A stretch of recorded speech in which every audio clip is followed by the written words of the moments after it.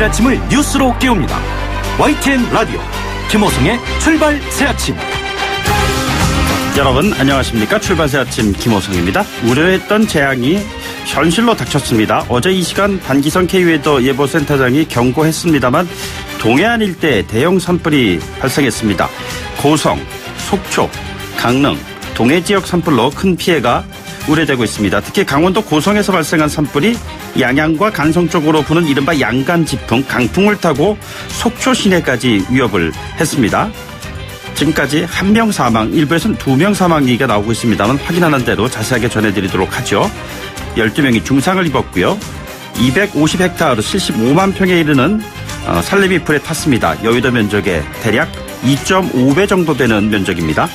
주택 120여 채가 불탔고요. 인근 콘도의 투숙객들 그리고 수천 명의 주민들이 대피하고 있습니다. 속초 지역의 모든 학교는 휴업령이 내려졌습니다. 앞으로 더 큰 피해가 우려가 됩니다. 소방청은 최고 수준인 대응 3단계를 발령했습니다. 누적 강수량이 적은 상황에서 강원 동해안 일대에는 현재 임야가 바짝 말라있는 상태, 작은 불씨라도 강한 바람을 타고 대형 산불로 이어질 위험이 여전히 상존해 있습니다. 초속 10m 안팎 큰 소형 태풍에 버금가는 강한 바람입니다. 산불의 확산 가능성 더욱 높아지고 있는 상황입니다. 오늘의 산불 상황 그리고 정부 대책 등 집중적으로 알아보도록 하겠습니다. 4월 5일 금요일입니다. 잠시 후 출발하겠습니다.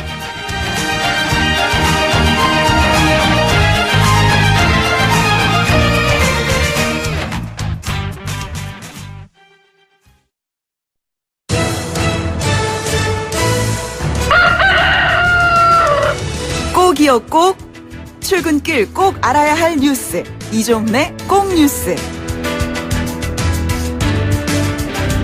네, 오늘 꼭 아셔야 하는 뉴스 시사평론가 이종훈 박사와 함께 알아보도록 하죠. 박사님 어서 오십시오. 네, 안녕하세요. 야, 이게 산불이 정말 아주 크게 났습니다. 예, 그렇습니다. 올해 들어 지난 3일까지 발생한 산불 건수가 총 332건. 예. 예, 최근 10년 평균 대비 1.7배. 그 원인이 뭐냐? 훨씬 많은 거네요. 예, 예. 원인은 겨울 가뭄입니다. 강수량이 한 40%밖에 안 된다고 그럽니다. 예, 강수량 그다음에 적설량이 크게 감소했죠. 네네. 산림이 굉장히 많이 건조한 겁니다. 최근에 뭐 포항, 울산, 인제 이런 쪽에서 산불이 이제 계속 이어지던 중에 건조주의보가 내려진 가운데 어제 강원도에 태풍급 강풍까지 불었습니다. 네네.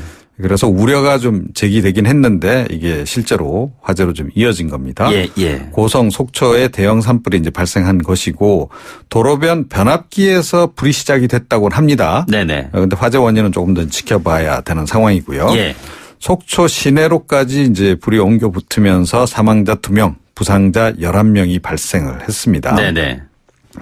아파트 주민들은 물론이고 군부대 병력까지 대피를 좀 했는데요. 네네. 8군단 병력만 하더라도 뭐 한 2,500여 명 대피를 했다 그럽니다.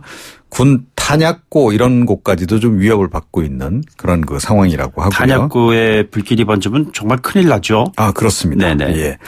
예, 지금 이 밤새 거의 게릴라전을 치르듯 했다. 네네. 뭐 이런 얘기가 좀 나옵니다. 산불이 지금 이제 여기저기로 막 번지면서 또 밤엔 또 이게 또 더 잘 보이지 않습니까? 예. 불이. 그래서 아마 밤새 거의 잠을 못 주무시지 않았나 싶고요.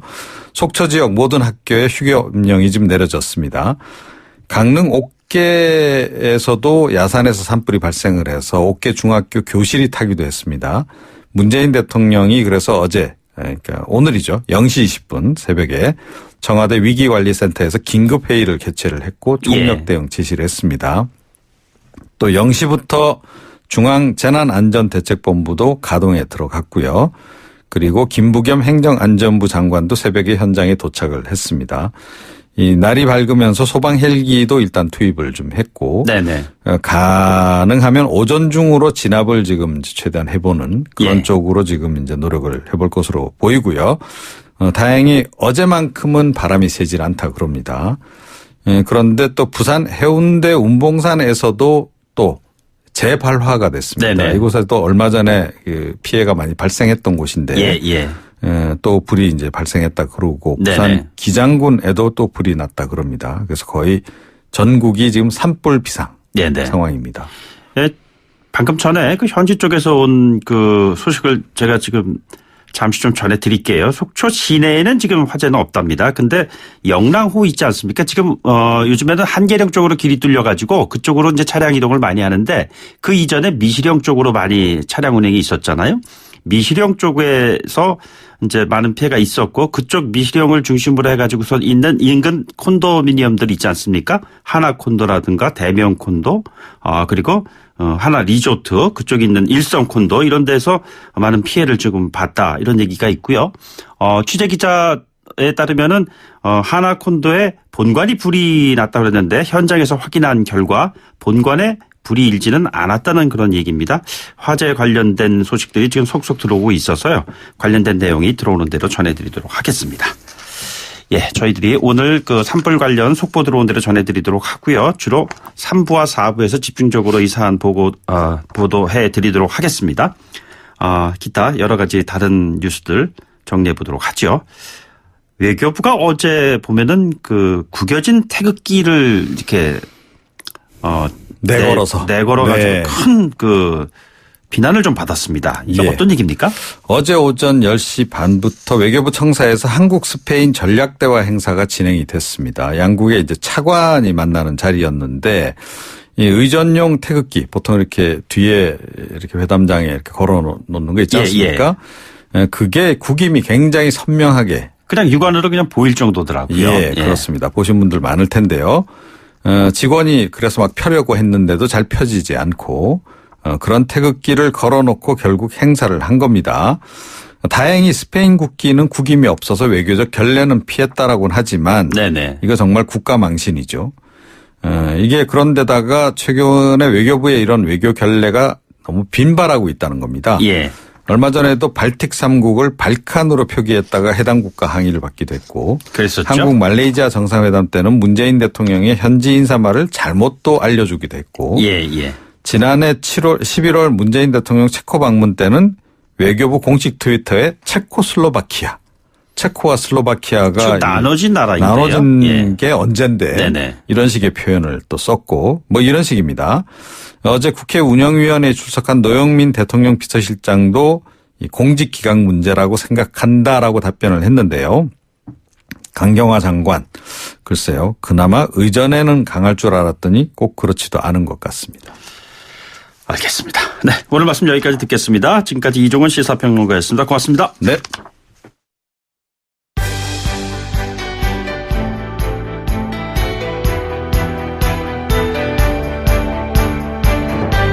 한국 정치를 풀어내는 토론 사이다. 한국 정치를 풀어내는 토론 사이다. YTN FM 출발 새 아침. 여의도 중계석.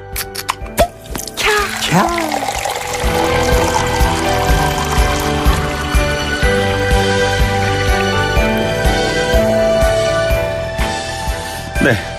한국 정치를 풀어내는 토론 사이다 여의도 중계석 시간입니다.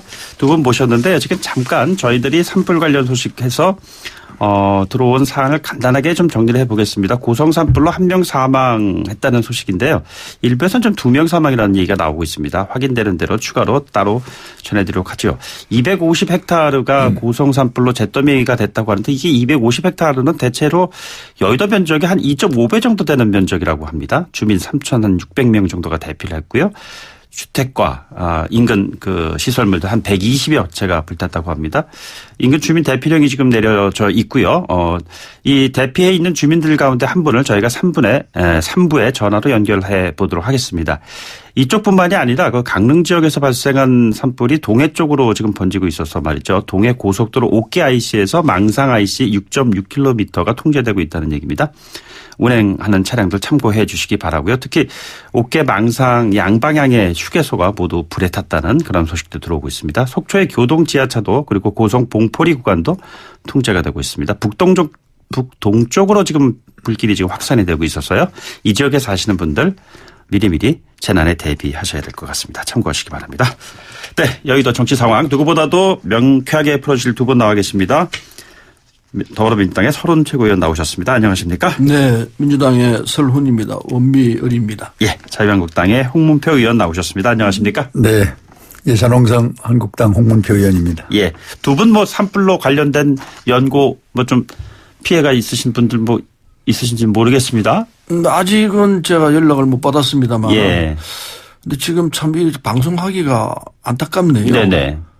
마음 같아서는 뭐 바로 생방송으로 들어가서 그 예. 현장을 중계한다든지 이랬으면 좋겠습니다만은 방송국 사정도 있고 해서 어쨌든 중간에라도 속보가 네네. 있으면 빨리빨리 알겠습니다. 끊고 말씀을 좀 전해주시면 고맙겠습니다. 예. 홍 의원님도 뭐 특별히. 뭐 우리 강원도민 국민 모두가 얼마나 밤잠 못 주무시고 놀랬겠습니까? 네네.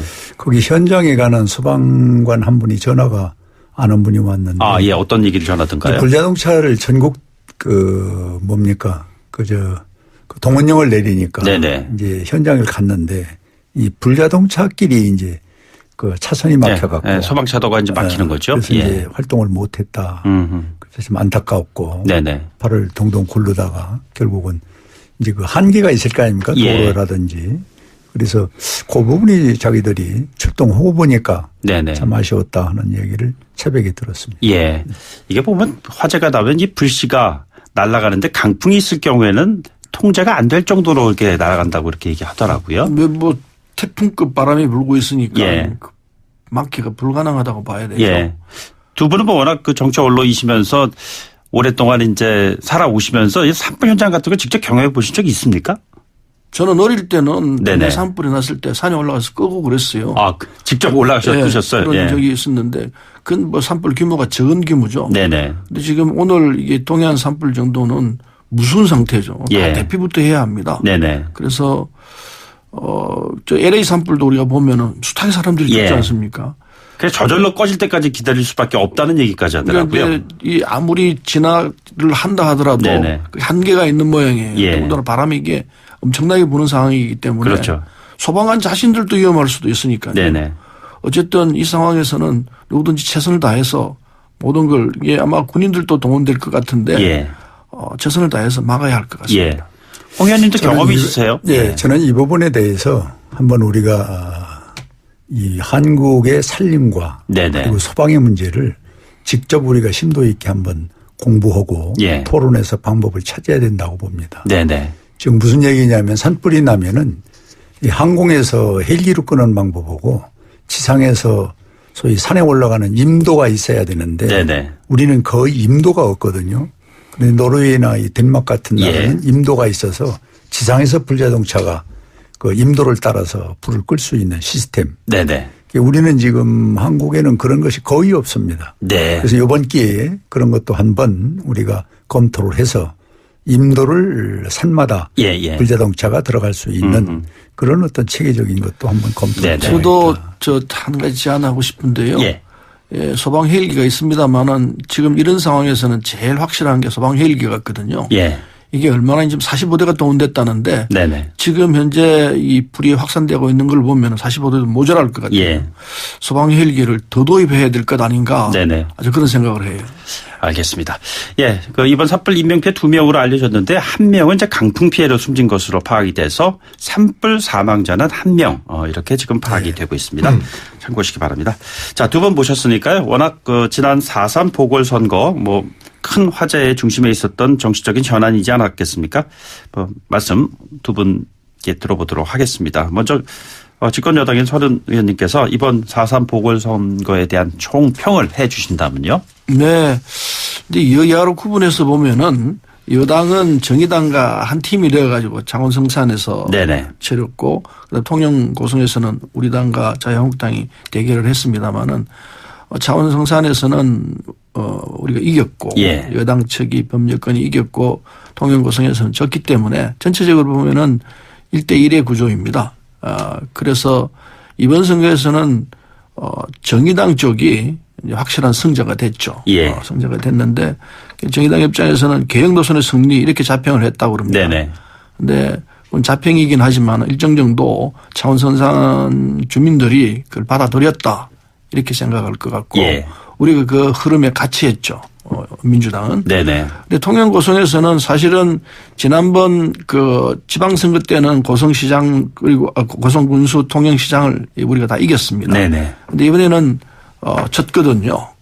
졌던 부분이 여러 가지 이유가 있겠습니다만은 지난번 통영시장에서 우리가 이길 수 있었던 부분은 자유한국당이 반분됐습니다. 네네. 반분대가 겨우 이겼는데 이번에는 이제 통합이 됐죠. 자유한국당이 통합되면서 우리가 예상하기로 힘들다. 어려운 지역이다. 네네. 이렇게 생각했었습니다. 예. 그래서 전체적으로는 우리가 예상했던 대로 선거가 진행됐다. 이렇게 네네. 볼 수 있을 것 같습니다. 한국당은 어떤 평가 가지고 계십니까? 저희들 나름대로 소득이 있었다. 이렇게 네네. 전체적 평가를 하고요. 우선은 우리가 여기서 배우는 것은 4.3 보궐선거에서 하면 된다 하는 예. 자신감을 좀 얻었다 말씀을 드리고요. 그것은 국민만 바라보면서 정치를 해야 되겠다 네네. 하는 것을 또 교훈으로 배웠다는 말씀 드리고요. 지금 우리 서의원 말씀대로 그 야당에는 뭐 우리가 그 당에 대한 얘기할 필요는 없지만 예. 뭔가 이번에 후보가 사실 두 곳 다 패한 곳이라고 저는 봅니다. 네. 이쪽 단일화에서도 사실 그 지역민의 여론조사를 한 데서 그 정의당이 압도적으로 예. 후보가 됐고 그러다 보니 민주당은 후보를 못 내는 상황이 네네네. 되어버렸고 또 저쪽 통영에서도 마찬가지고 그래서 저는 이번 선거는 민심이 어떻다는 것을 여야가 함께 받아들이고 예. 새로운 정치가 여기서 시작됐으면 좋겠다. 네네. 그런 생각을 갖습니다. 예. 창원 성산 득표율이 갖는 의미가 좀 여러 가지로 해석이 좀 다양한 것 같습니다. 그 더불어민주당이 지금 판단하시는 이번에 그 창원 성산의 득표율 관련해 가지고요. 민주당이 정의당과 단일화를 했는데도 막판까지 아주 아슬아슬하게 사실상 지는 줄 알았습니다. 그러다 그냥 역전이 되는 그런 아주 기묘한 상황이 좀 펼쳐졌는데요. 이 득표율 마지막에 이제 반전이 한 이 504표의 의미를 어떤 식으로 파악을 하고 계십니까? 예, 이제 선거를 해보면은 같은 한 지역에서도 네네. 창원 성산에서도 이를테면 노영국 후보에게 유리한 유리한 지역이 있고 불리한 지역이 있습니다. 네네. 근데 개표를 불리한 지역부터 해가지고 쭉 유리한 지역이 먼저 그럼 개함이 됐다면 아마 처음부터 상황은 또 달랐을 수 있다 이 말씀이시죠? 예. 그래서 그랬던 상황인데 이렇게 아주 근소한 차이로 이길 거라고는 사실 예상을 못했죠. 한 10% 정도는 차이가 날 거다 이렇게 봤는데 그게 이제 결국 민중당 후보가 가져온 목도 있었고 또 한 가지는 사실은 민주당과 정의당의 공동 후보였는데 네네. 우리 민주당 측에서 이 총력을 기울여서 도와줬어야 돼요. 네. 이를테면은 이 이해찬 대표가 두 분이나 가고 저도 가서 유세를 했습니다. 네네. 했지만은 그게 통영 고성 쪽에 올인하다시피 하는 이런 그 조건 때문에 이게 민주당 쪽이 등한히 했습니다. 네네. 창원 선산에서. 그래서 그 세력들이 좀 득표로 연결되지 못했다. 이런 이제 반성점이 있습니다. 거기다가 민중당이 저게 떨어져 나가고 그래서 이 아슬아슬한 구도가 만들어졌던 것인데 어쨌든 뭐 저 정의당의 승리죠. 정의당 승리했기 때문에 정의당 입장에서는 이제 그 교섭단체를 만드는 문제. 민주평화당과 같이 그 문제는 이제 정리가 되겠습니다만 6석이 확보가 되는 거지 않습니까? 그렇습니다. 그래서 이제 20석이 만들어지는 구도가 됐기 때문에 앞으로 구도를 좀 지켜봐야겠습니다만은 정의당의 확실한 승리는 틀림없죠.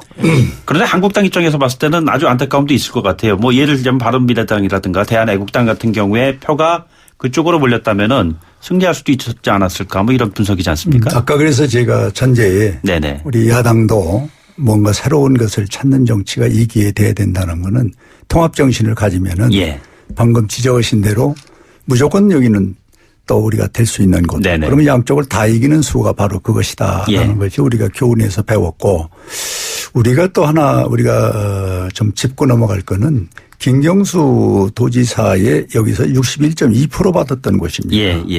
그리고 더 여기 뭡니까 그 우리 권영길 후보 또 우리 노회찬 후보 그다음 저 국회의원들 이런 분들이 다 여기에서 탄생된 곳이고 정치한 곳이고 그다음에 여기 여 후보는 도의원을 2번 한 곳입니다. 또 여기에서 단일화를 했고 그렇다면 우리들이 생각할 때는 상당히 많은 차이가 있지 않냐 하는 염려 불안을 사실 가졌는데 표를 까고 보니까 504표였단 말이에요. 그래서 이거는 이제 이 PK에도 이제 소위 새로운 그런 그 정치적 신호가 온 것 아니냐. 이렇게 저희들은 받아들이고 더 열심히 하면은 내년 총선도 가능하다 이렇게 예측을 하고 있습니다. 알겠습니다. 그 관련된 현안에 대해서는요. 잠시 좀 숨고르기를 했다가 2부에 돌아와서 좀 자세한 내용을 좀 언급해 보시도록 하시죠. 뭐 잠시 뒤에 뵙겠습니다. 뉴스를 만들어내는 뉴스, 이슈를 끌고 가는 이슈. 아침을 여는 정통 아침 시사. YTN 라디오 김호성의 출발 새 아침.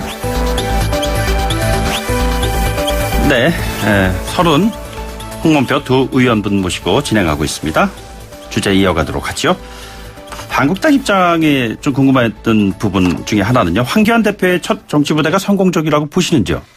네, 지금까지는 뭐 조심스럽지만은 성공적이다 이렇게 보고 있습니다. 예, 민주당 쪽에서 어떻게 평가하십니까? 성공적이라기보다는요. 실패하지 않았을 뿐이다 이렇게 표현하는 게 맞을 것 같습니다. 성공적인 건 아니고요. 뭐 잡음이 많았지 않았습니까? 경기장 난입 같은 이런 내용도 있고 또 뭐 오시원 대표가 전 시장이 했던 말도 있고 그래서 당 대표로서 정말 이게 자질이 돼 있는 분인가 이런 의심을 국민 일반이 가질 것 같다는 생각을 하죠. 그래서 선거에서는 1대1로 이렇게 됐습니다마는 성공했다 보기는 힘들고 실패하지 않았다 이 정도로 평가하는 게 맞지 않겠나 생각이 듭니다. 이 평가에 대한 한국당의 반응은 어떻습니까? 그러니까 실패하지 않았다는 건 거꾸로 성공했다고 봐도 되는데 굳이 또 그렇게 실패하지 않았다고 우리 설 의원이 아침부터 설명하는 좀 야속하다는 얘기고. 뭐 알겠습니다. 뉘앙스의 차이가 있으니까 듣는 분들이 알아서 판단하시죠. 저는 이제 이 황교안 우리 대표가 아직 정치적으로 초보니까 좀 실수하는 점도 있습니다. 그러나 이제 본질의 문제나 우리 당의 기본적인 스탠스는 뭔가 재평가를 받는 그런 계기가 됐고 그것이 또 대표가 다시 뽑히면서 새로운 그 당의 시스템이 그래도 좀 뭔가 새롭게 하려고는 그런 의지를 국민에게 보였기 때문에 이번 그런 나름대로의 좋은 결과가 나왔지 않느냐 해서 이제는 통합 그리고 새로운 정책 개발 또 지역의 민심을 수용할 수 있는 그런 정치 이런 데서 어제도 최고회의에서 많은 논의가 있었다는 말씀을 드립니다. 그 조금 전에 서른 의원께서 또 말씀하셨습니다만 이제 정의당이 한 석을 더 추가로 얻어내면서 민평당과 함께 원내 교섭단체를 꾸리게 된다면은 선거제 개편 관련해서 당장 내년 총선 이제 겨냥을 하고 있는 이 중요한 사안이지 않습니까? 패스트트랙이 올려지면서 본격적인 현안 문제 해결에 들어갈 수가 있을까요? 네, 이제 이 정의당과 민평당이 제4교섭단체를 만들게 되면은 이렇게 논의 구조가 좀 복잡해지죠. 그러나 적어도 정의당과 이 민평당이 강력하게 이 연동형 선거제도를 하자고 했기 때문에 그 부분을 무시할 수는 없을 거라 생각합니다.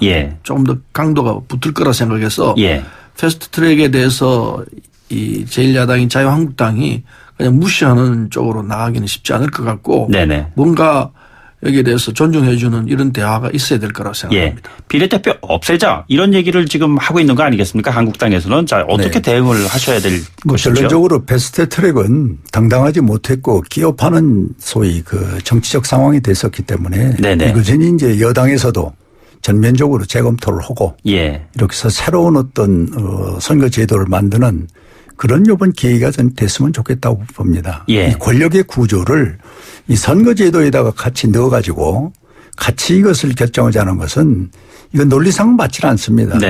여러 가지 여당으로서 복잡하니까 한 번에 이것을 좀 해결하자는 의지는 좋은데 그래도 이런 문제는 기본적으로 나눠서 심도 있게 국민과 함께 또 전문가와 함께 토론하고 연구하면서 선거법과 이 권력의 구조를 분리해서 가져야지 이걸 선거법에다 넣어가지고 패스트 트랙으로 해결하겠다는 것은 이미 저는 어려운 상황으로 가고 있다고 봅니다. 바른당에서도 그렇고 평화당에서도 그렇고 생각하는 것들이 이제 본심이 다 나왔거든요.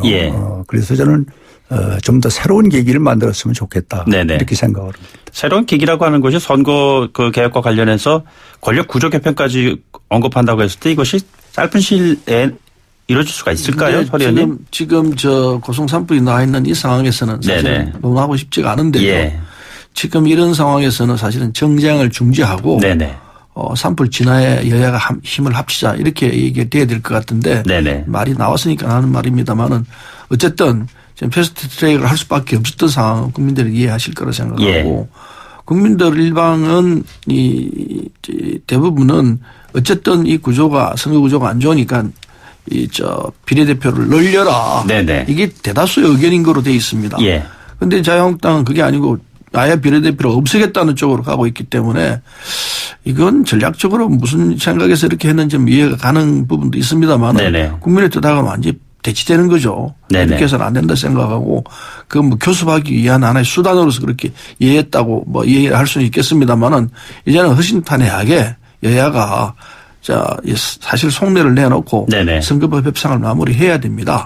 그렇지 않고 이렇게 계속 싸우는 식으로 가다가는 이 국민 보기에도 너무 죄송하고 이 형태는 이제 벗어나야 할 것 같습니다. 이번에 이 재보궐선거에서 나타난 것은 이제 타협해서 해라. 이 얘기라고 보거든요. 1대1로 만들어준 것은 그 정신에 입각이 한다면은 여야가 이제 정말로 진지하게 선거법 문제를 매듭짓도록 해야 한다고 생각합니다. 뭐 또 다른 그 정치권의 현안일 텐데요.